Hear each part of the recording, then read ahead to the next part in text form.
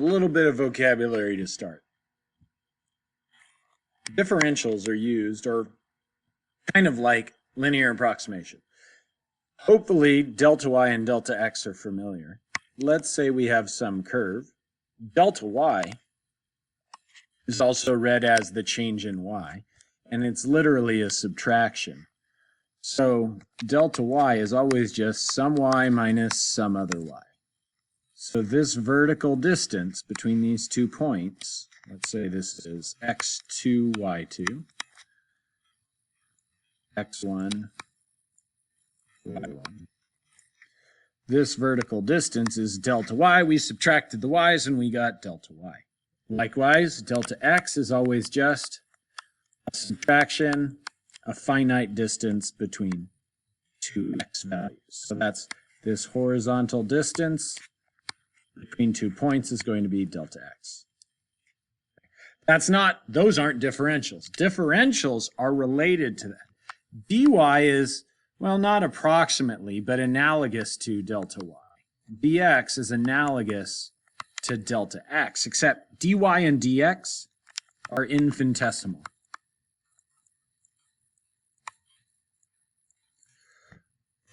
Dy is a change in y that's infinitesimally small. So what do I mean by that? Okay, so instead of 2 points, we're saying kind of at 1 point, dy is sort of like that subtraction, but I can't zoom in enough here to show those 2 different spots. Okay? That's that idea of a differential. It's kind of like a distance between 2 points, but that'd be a delta y. dy is if those 2 points are so close together, we don't call it delta y anymore, we can't actually subtract, then that becomes a dy. If you have to find a differential dy as compared to use it, that's pretty easy. You've seen dy before as, hey, dy dx. You should recognize that notation, and so that's just how you find the differential. So if I have y is equal to the square root of x, well, dy dx is equal to, hopefully you've memorized, 1 over 2 times the square of x.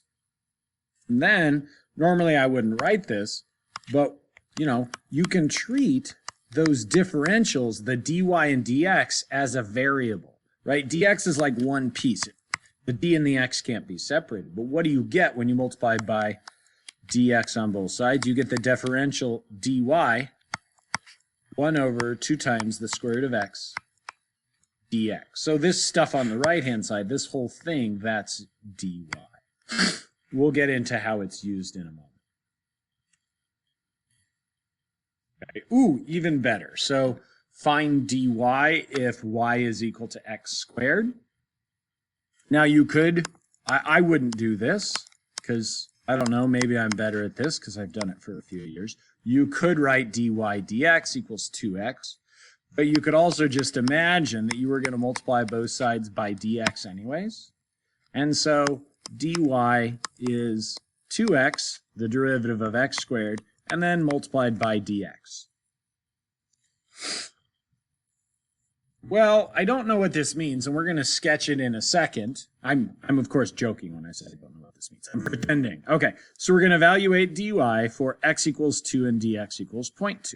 So that means dy is going to be 2 times 2 multiplied by 0.2. dy is equal to, what is that, 0.8?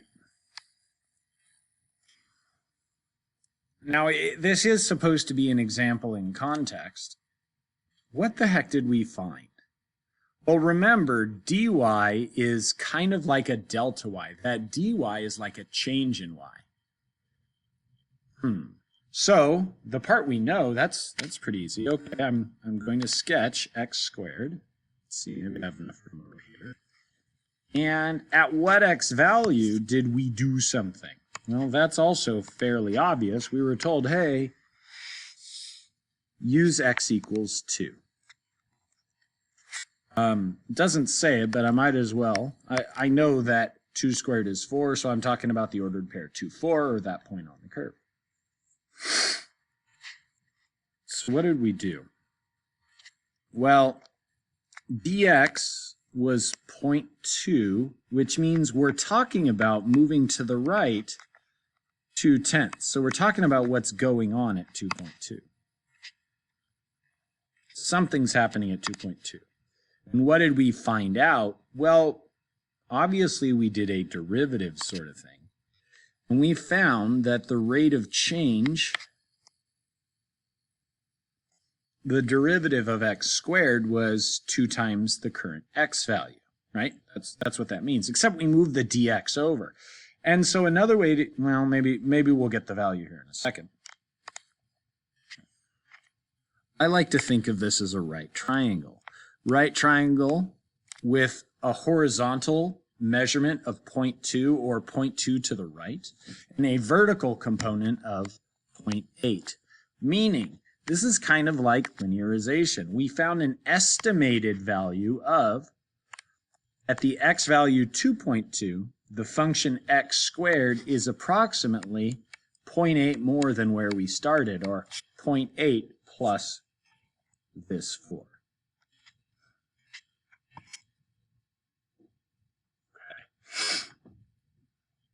So what I was going to say, let's go back. I said dy is an approximate change in y.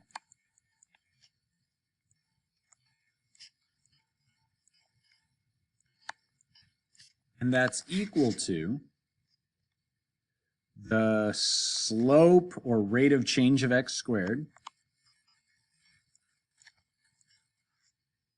Maybe I should explain what I have. 2x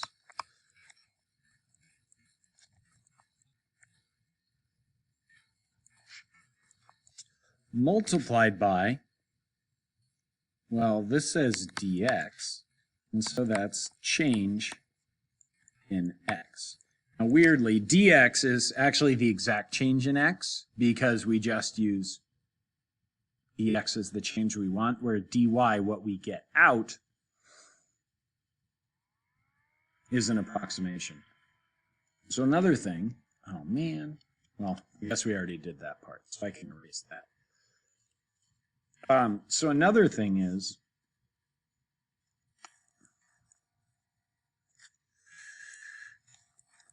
let's see, we had dy dx is 2x, which means dy is 2x dx. Except for this dy we're using as change in y, except its change in y is approximately 2x.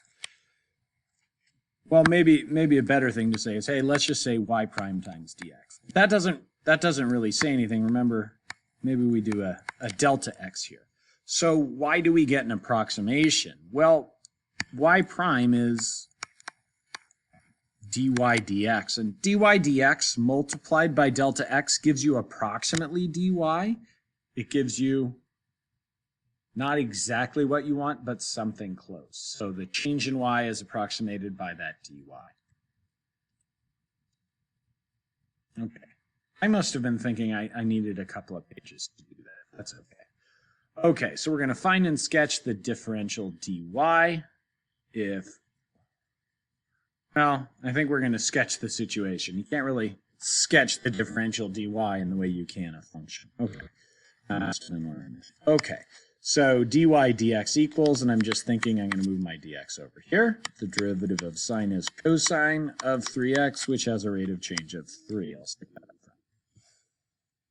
Okay. And so if I evaluate dy for x equals pi and dx equals 0.2, what am I estimating?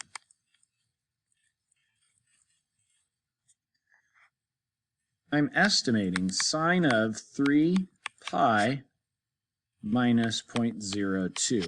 I'm finding the value on the sine curve, 0.02 left of a known point at pi. It's not a great explanation without sketch. Okay, so what does sine of 3x look like? Let's find out. Well, sine of 3x has a period of 2 pi thirds.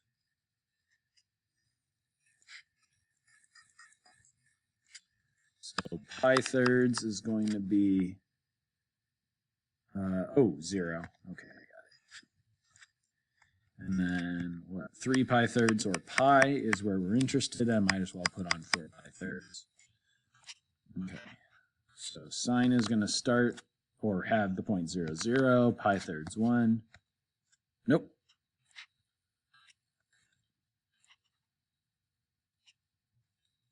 Pi 6. Pi thirds at 0. There we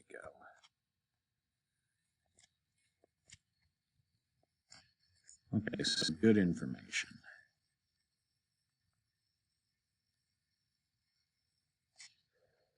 So the interesting point, or the place we're talking about, is right here at pi, and we're trying to estimate the y value 0.02 to the left of pi.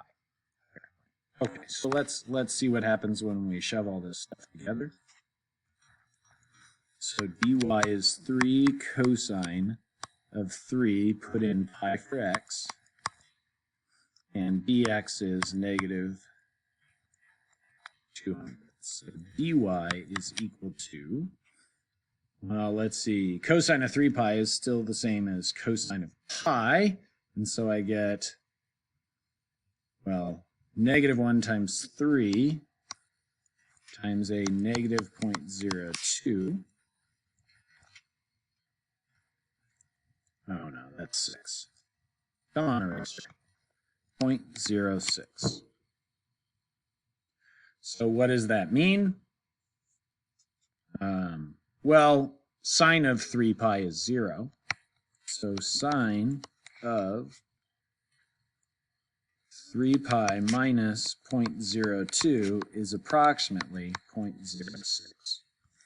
Grab a calculator. Check out how close we got. You actually just did a linearization. You did it without writing the equation of a tangent line. You used a straight line slope, moved along that slope, instead of going along the curve. One more, and then we'll do something a little bit different. So find and sketch the differential dy. Y is natural log of x when x is e and dx is 0.3. So what are we estimating? Let's jump ahead. We're estimating the natural log of e plus 0.3. Okay, so the derivative of natural log of x is 1 over x, and I'll just move the dx over there. We'll leave room to sketch on the other side, and so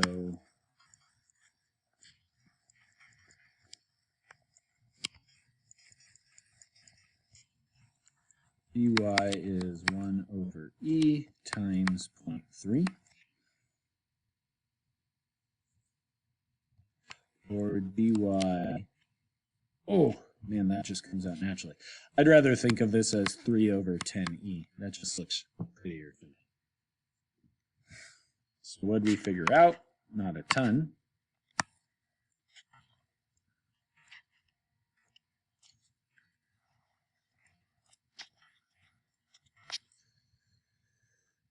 Let's see, that's 1, so e is about here. Natural log of e is 1. And we found this slope.